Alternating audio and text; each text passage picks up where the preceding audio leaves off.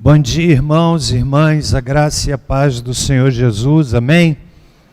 Estamos aí no segundo culto de ceia, realizamos o primeiro às 8 horas da manhã, uma frequência razoável, e agora no segundo momento.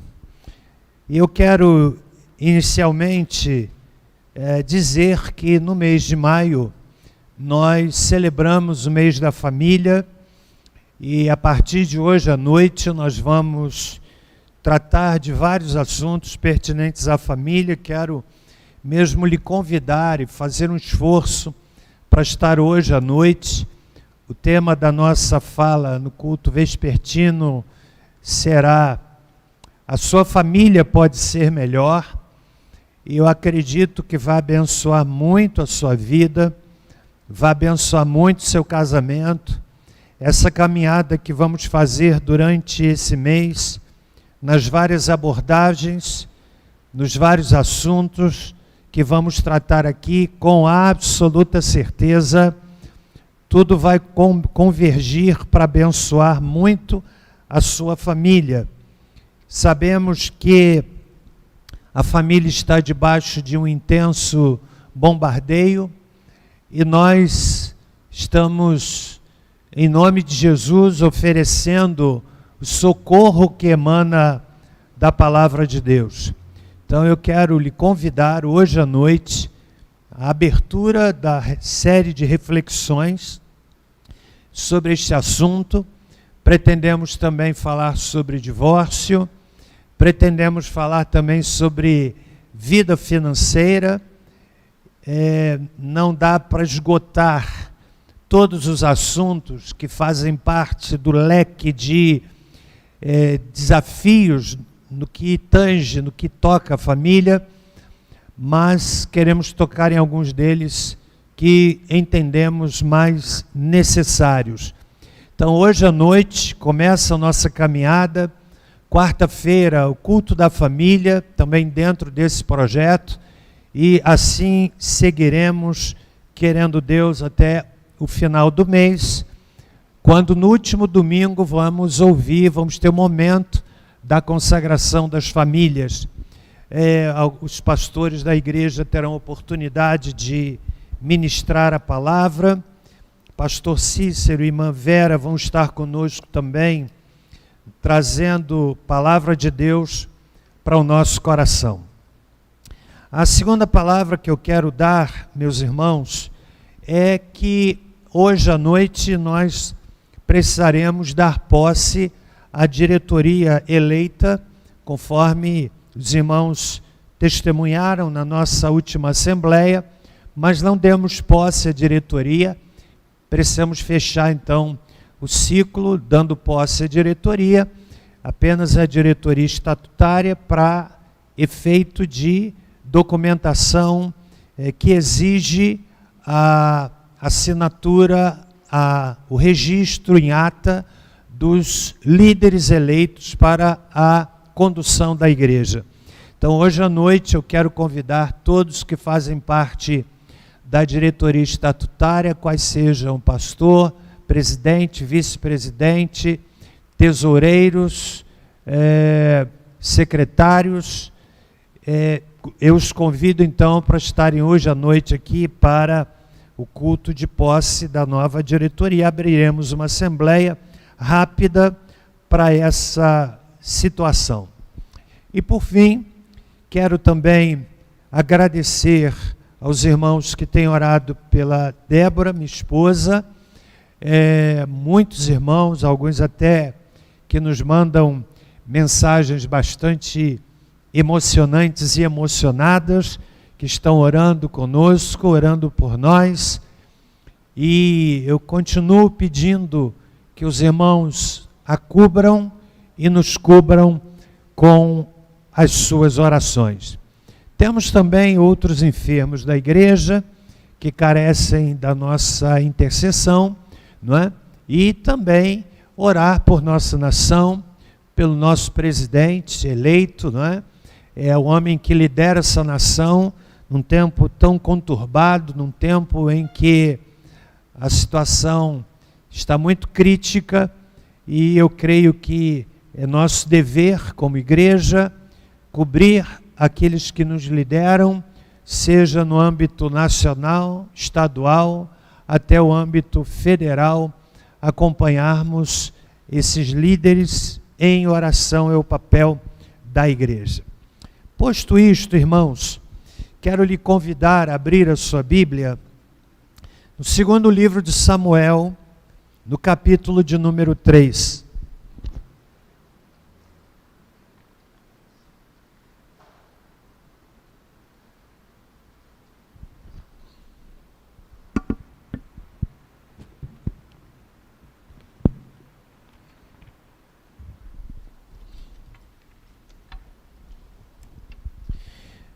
A mensagem desse segundo culto, diferente do primeiro culto. E o tema da minha fala nessa manhã é uma afirmação que diz assim: não tenha medo de ser fraco.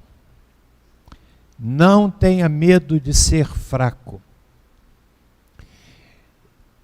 Eu quero ler esse texto, tecer algumas palavras introdutórias e analisar e buscar edificação para a nossa vida no texto proposto, segundo Samuel, capítulo 3. No primeiro culto nós falamos sobre maturidade. Eu estou com o sermão aqui pronto, já o preguei há poucos minutos atrás, mas senti-me encorajado a trazer essa fala para este grupo, e eu acredito que vai abençoar a sua vida, e dizer ainda que, com toda limitação, com a devida vênia, termo muito em voga nos julgamentos do STF, talvez nessa manhã eu esteja pregando diante do espelho. Talvez nessa manhã eu esteja pregando para mim mesmo,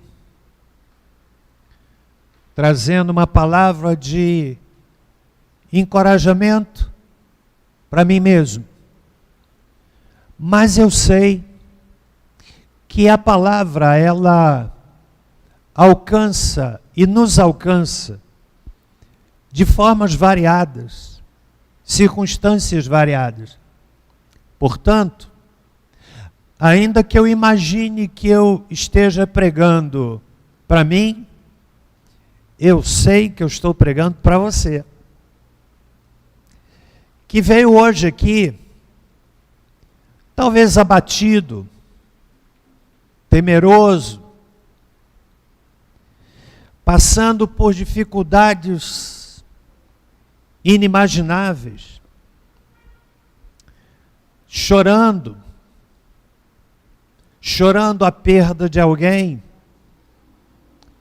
vivendo a dor do luto,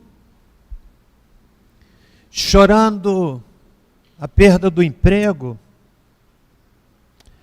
chorando por um problema conjugal, casamento que está fracassando. Os motivos para choro são muitos.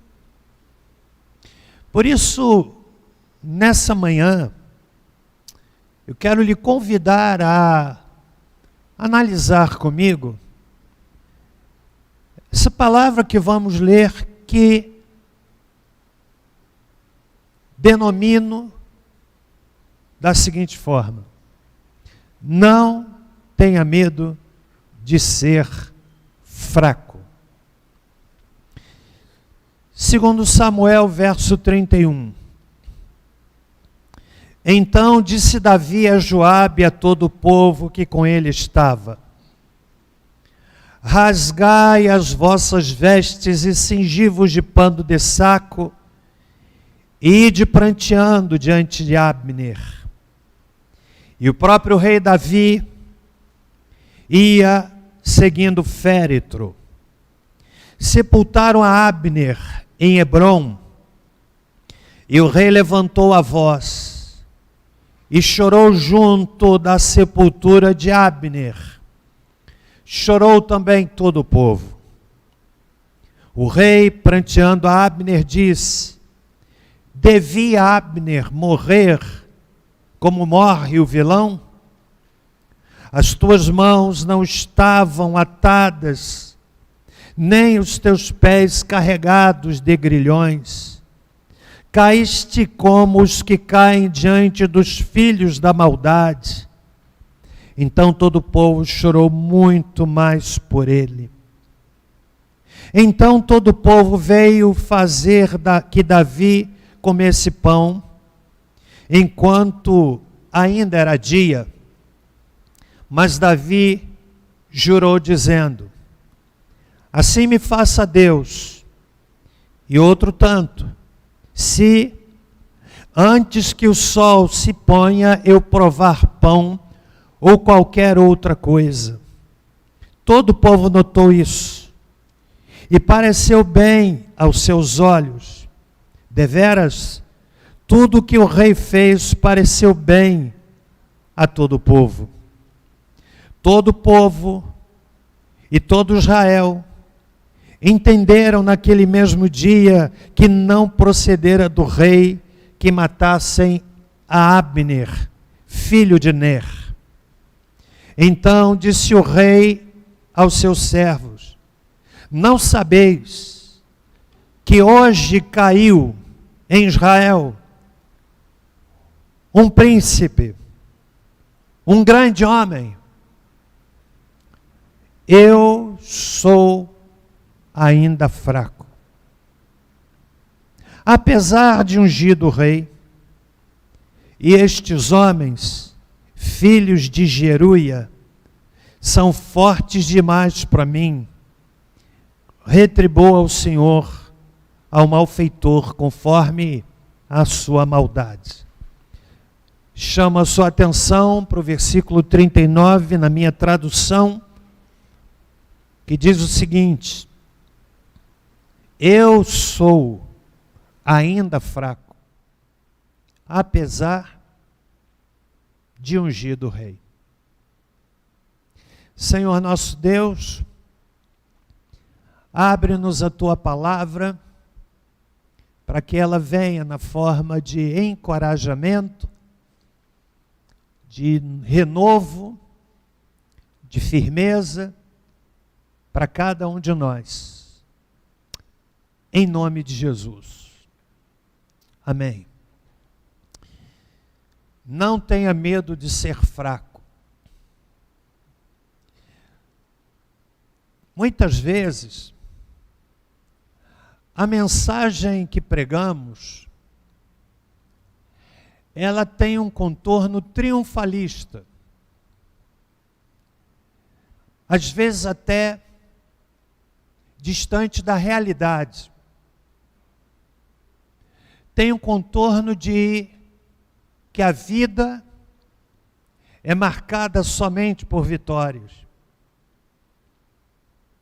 Não ouvimos um testemunho de alguém que orou por uma necessidade, ouviu um retumbante sonoro não de Deus e se manteve firme. Porque entendemos que os testemunhos que de fato edificam são aqueles que têm um final de vitória, da oração feita e da resposta positiva. É assim que funciona na nossa mente. E não há coisa alguma errada nesse pensamento, desde que nós admitamos também que nem sempre as nossas orações recebem um carimbo de aprovado. de que nem sempre a oração feita por alguém que está hospitalizado, seja pela doença que varre o mundo, ou por outra qualquer patologia, e nem sempre vem com os carimbo de aprovado. Isso é a grande verdade. E se nós mantivermos a nossa vida alimentada somente pelo sim, somente pela vitória, somente pela conquista, ou de um lado a nossa relação com Deus será uma relação de troca, ou por outro lado, seremos candidatos à frustração. Porque é claro, irmãos, Deus é Deus quando diz sim, e continua sendo Deus quando diz não. Portanto, trazer esse tema, não ter medo de ser fraco, não tem a ver com a fraqueza de quem se entrega. Provérbios 24 diz: se te mostrares frouxo, no dia da angústia a tua força será pequena. Não tem a ver com se entregar. Não tem a ver com parar de lutar. Ser fraco significa aprender algumas verdades que eu quero compartilhar nessa manhã, para que nós não tenhamos medo de ser fracos. Qual é o enredo do texto? Abner pertencia à casa de Saul.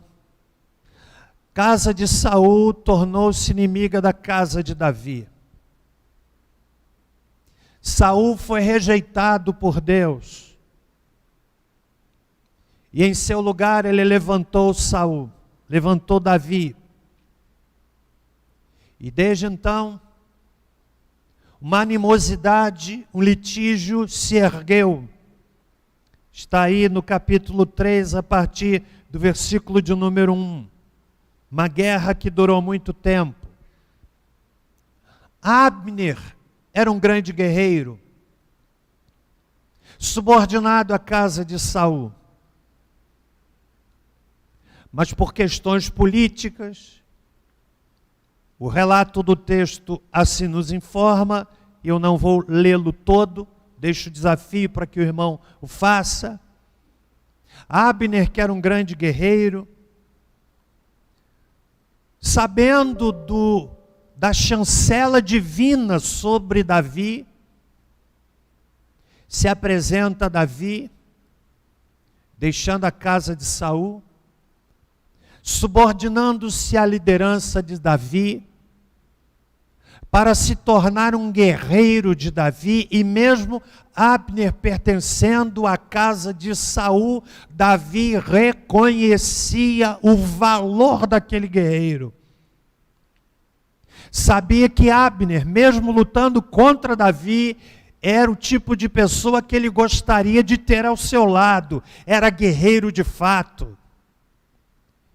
E as circunstâncias fizeram com que Abner buscasse Davi e oferecesse a ele seu serviço e pedisse a ele a sua liderança.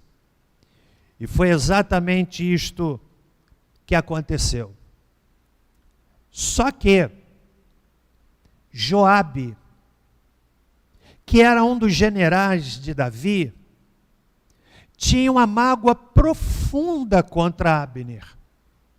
Você sabe por quê? Porque Joabe tinha dois irmãos, Absai e Azael. Azael era ligeiro dos pés, diz o verso 18 do capítulo de número 2. Camarada corria muito. Em uma ocasião, Azael correndo, que era do exército de Davi, correndo atrás de Abner, o camarada corria como aqueles quenianos de canela fina, que entram na corrida de São Silvestre, deixam todos na poeira. Azael corria e começou a correr atrás de Abner. Abner ia para um lado, Azael colava com ele, ia para outro, colava com ele. Chegou a um ponto que Abner gritou a Joabe: consumirá a espada para sempre, não sabes que por fim haverá amargura? Até quando demorarás para dizer ao povo que deixe de perseguir a seus irmãos? Abner, sendo perseguido por Azael, ele pega a sua espada, dá uma estocada para trás e mata Azael, irmão de Joabe. Isso provocou um ódio tremendo no coração de Joabe. Joabe estava no campo guerreando, e nesse período é que se dá um encontro de Abner com Davi. O Abner que matou Azael, irmão de Joabe. Quando Joabe volta, vocês têm isso no capítulo 4, estou resumindo a história. Quando Abner volta, e ele soube que, aliás, quando Joabe volta e soube que Abner foi recebido pelo rei, que o rei Davi não vingou a morte de Azael, e mais do que isso, serviu-lhe um banquete, e mais do que isso, aceitou Abner no seu exército. Como pode isso? Joabe então foi atrás de Abner, e ele compra então a sua vingança. Matou Abner sem que o rei Davi soubesse. A notícia chega até Davi, e foi o que a gente leu. Davi chorou muito, rasgou as suas vestes, chorou junto à sepultura de Abner, diz o versículo 32. O choro de Davi, olha que coisa interessante, hein? Abner era do outro exército, mas ele viu o valor daquele moço, que seria seu auxiliar. A Bíblia diz que ele chorou em voz alta, e o abatimento de Davi foi tão grande que o povo percebeu. O povo se abateu com seu líder. Verso de número 36. Todo o povo notou isso. Todo o povo. O povo notou que Davi estava triste, abatido. Qual era o motivo do abatimento de Davi? A morte traiçoeira de alguém que ele havia perdoado, de alguém que ele havia aceito. Davi perdoou Abner, Davi aceitou Abner, mas Joabe quis agir do seu próprio jeito. E Davi chorou muito. E é nesse contexto que ele diz assim no versículo 39: eu sou ainda fraco, embora ungido rei. O rei está dizendo, mesmo sendo rei, eu sou fraco. Sabe o que eu vejo, irmãos? Davi não teve medo. Não teve medo de ser fraco. Repito, Não é a fraqueza de quem se entrega, mas é a fraqueza que impulsiona. É a fraqueza, em primeiro lugar, que é fruto da consciência de limites. Eu disse no início da minha fala que talvez eu esteja nessa manhã pregando para mim. É fruto da consciência de que nós podemos muito, mas não podemos tudo. Temos limites. Temos limites. Somos limitados pela idade, o que ainda não é, em boa medida, o meu caso.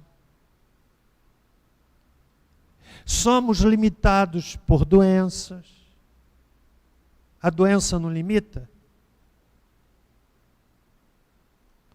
A enxaqueca da minha esposa tem limitado muito. Muito.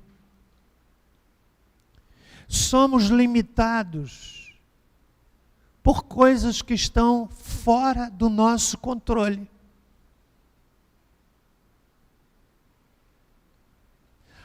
A fraqueza que Davi assumiu, e é o mesmo Davi que lutou com o gigante Golias.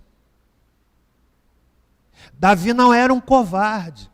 Ou você acha que um homem covarde enfrenta um gigante de quase 3 metros de altura com uma tiradeira e com 5 pedras?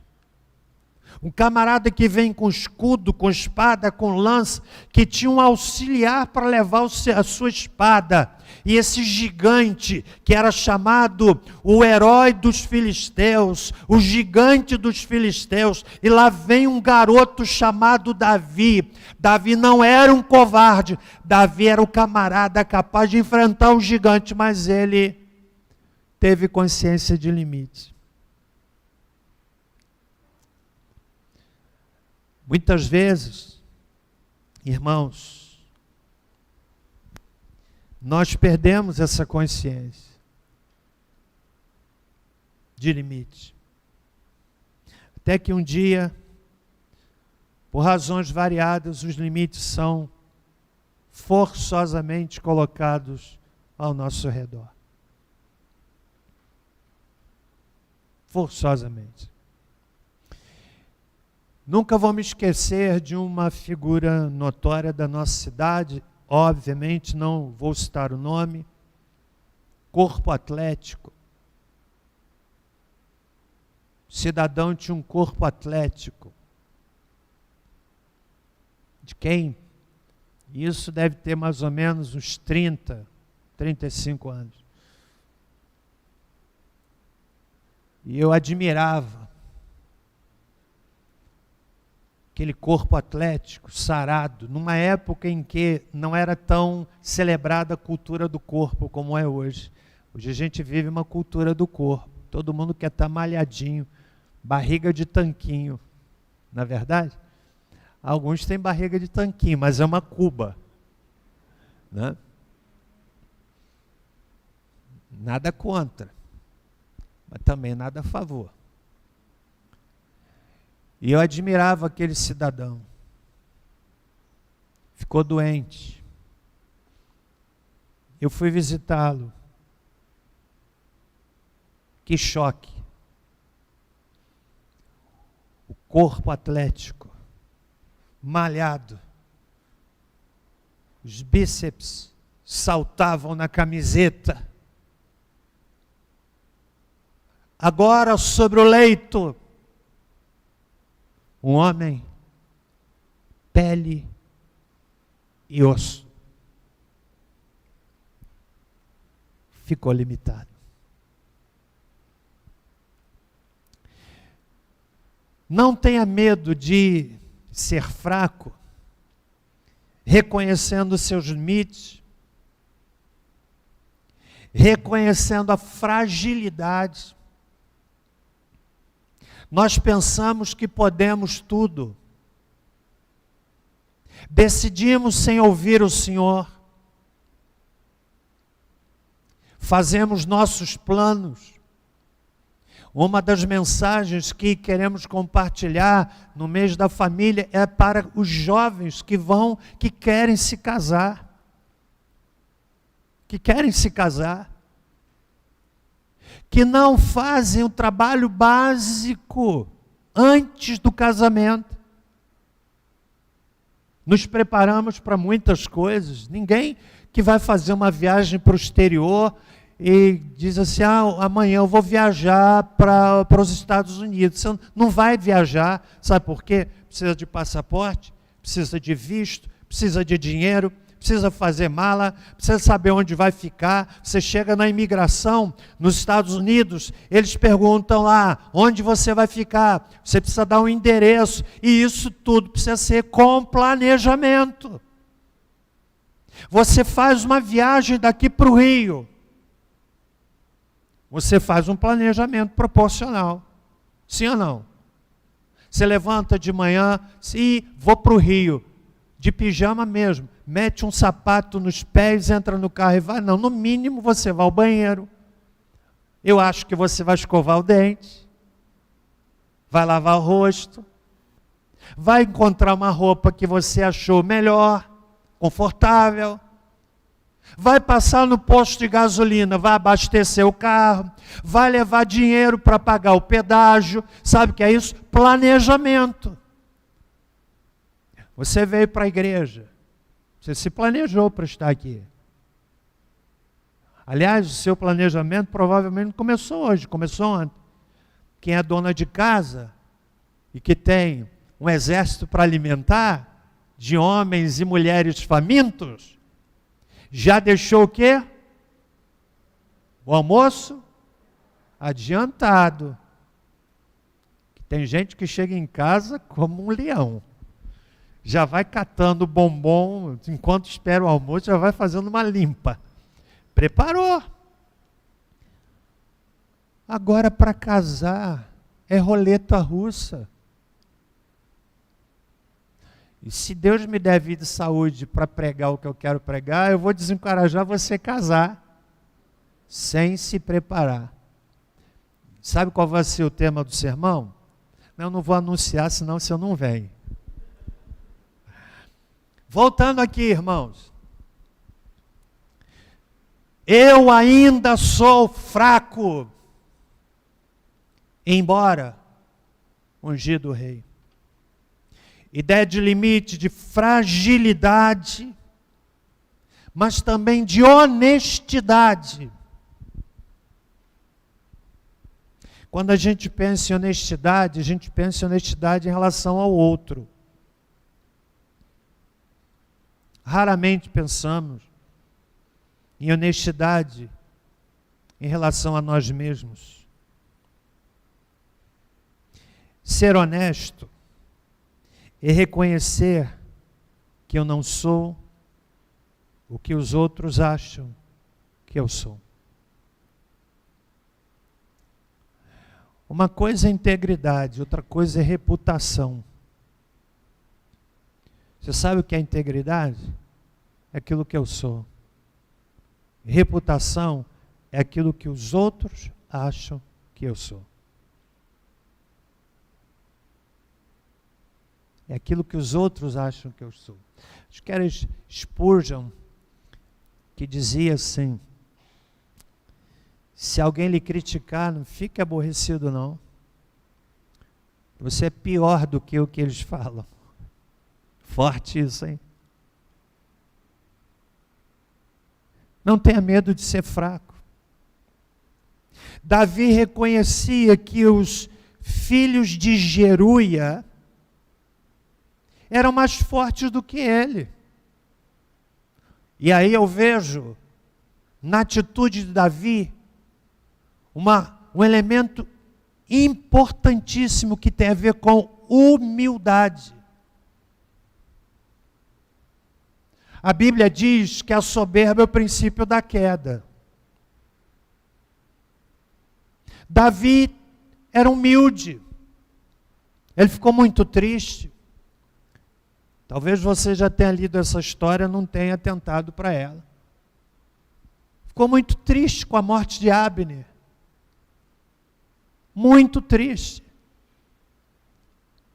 Triste porque ele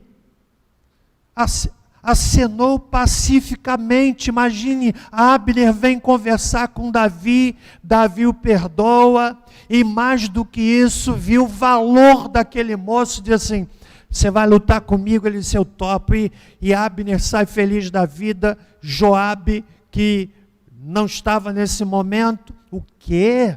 O rei perdoou? O quê? O rei esqueceu que ele matou o meu irmão e foi atrás e matou covardemente Abner. Davi ficou muito triste. Você está me entendendo? Quantos estão entendendo aqui? Ficou triste. Carne e osso. Na verdade, nós precisamos olhar para a Bíblia, aquelas figuras que para nós entram como míticas, figuras sobre-humanas, sobretudo as figuras do Antigo Testamento. Pensa no Elias, camarada que dizia assim, vive o Senhor em cuja presença eu estou.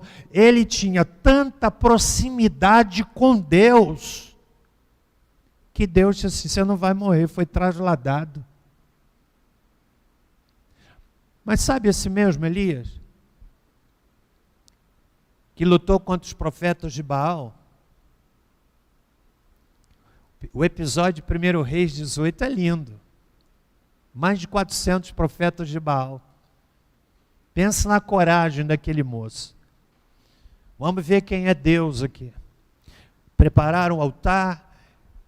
Desde amanhã até o meio-dia, Baal responde-nos, e Baal não respondeu, se sacrificando, provavelmente arrancando sangue, porque havia compreensão de que as divindades, em vendo o sofrimento dos seus súditos, responderiam, e eles se batiam, e eles se laceravam, e Elias dizia assim, clama mais alto, clamem mais alto, pode ser que Baal esteja dormindo. Depois de tudo, mandou restaurar o altar, faz uma oração que leva menos de 30 segundos. Se você fizer a oração que Elias fez, leva menos de 30 segundos, e a minha Bíblia diz que o céu é cortado por uma labareda que atinge aquele holocausto, queima a lenha, afunda o chão, e ficou patente que o Senhor era Deus. Mas aí ele ouviu que Jezabel, sabendo que ele matou os profetas de Baal, Jezabel foi atrás dele. Você sabe o que é que Elias fez? Quem é que sabe? Quem é que sabe?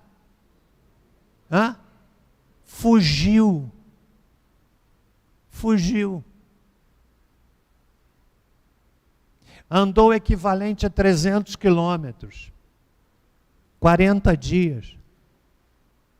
Entrou numa caverna, sentiu medo de morrer,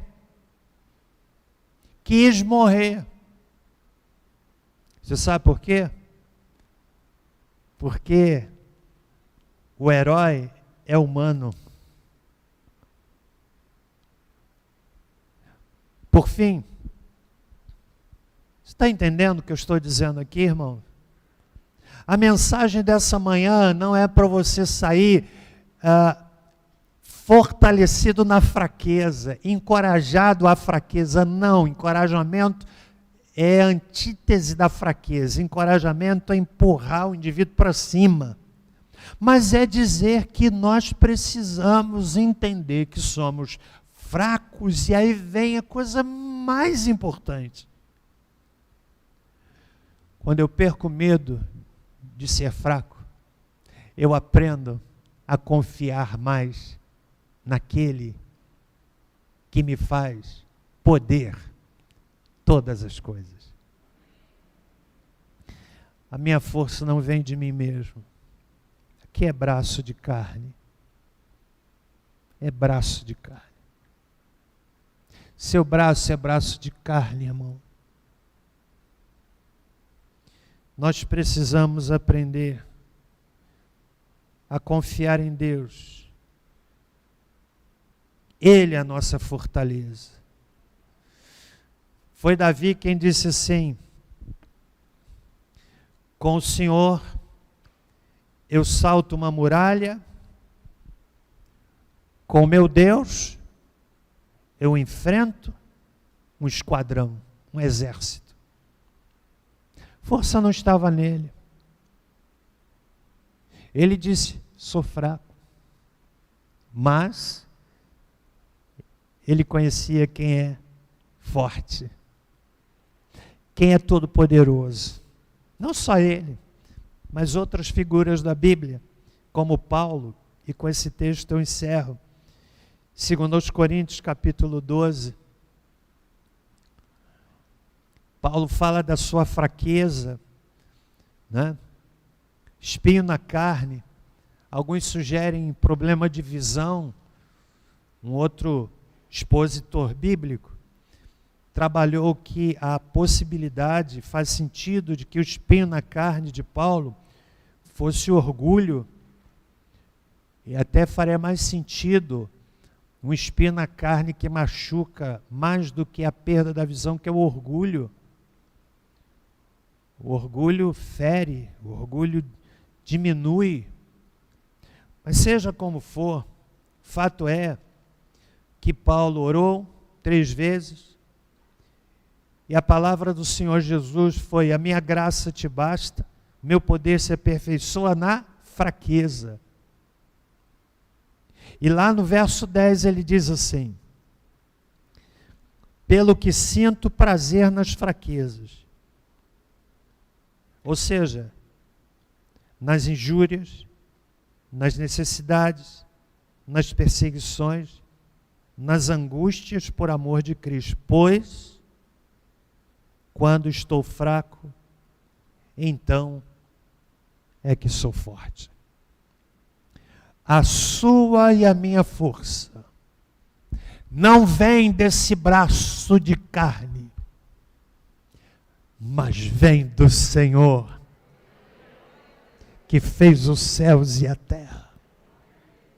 Daquele que no Salmo 121 diz: eleva os meus olhos para os montes, de onde me virá o socorro? O meu socorro vem do Senhor, que fez os céus e a terra. Aquele que te guarda não tosquenejará, não dormirá o guarda de Israel. O Senhor é a tua sombra, a tua direita. O mal não te molestará de dia, nem a lua de noite. O Senhor te guardará de todo o mal. Ele guardará a tua alma, guardará a tua alma, guardará a tua saída e a tua entrada, desde agora e para sempre. Entra no seu coração isso, irmão. Entra no meu, e isso vai me dando força. Aleluia.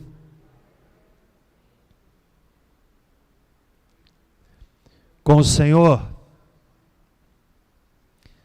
nós não somos vencedores. Cadê o tecladista?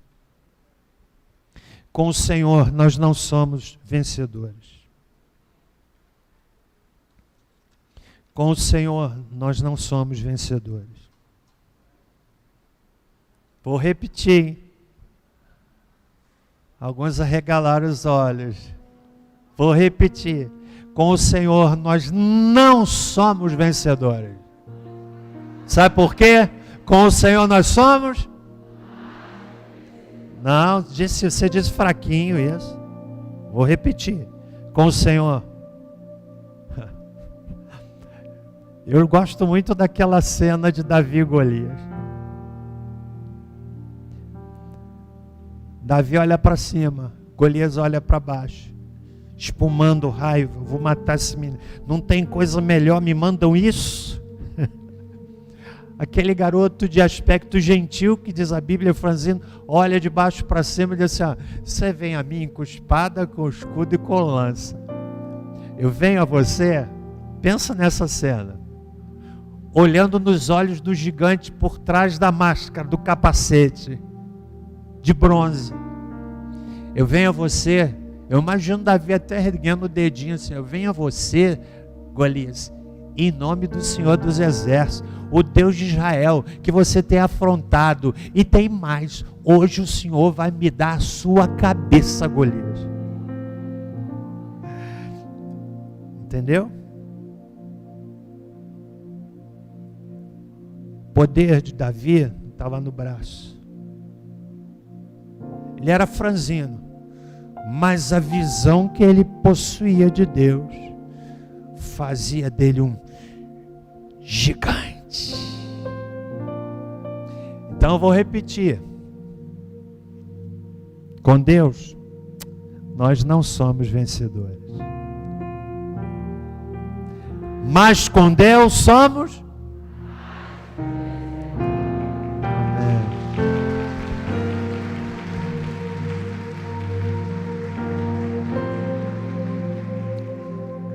Aleluia.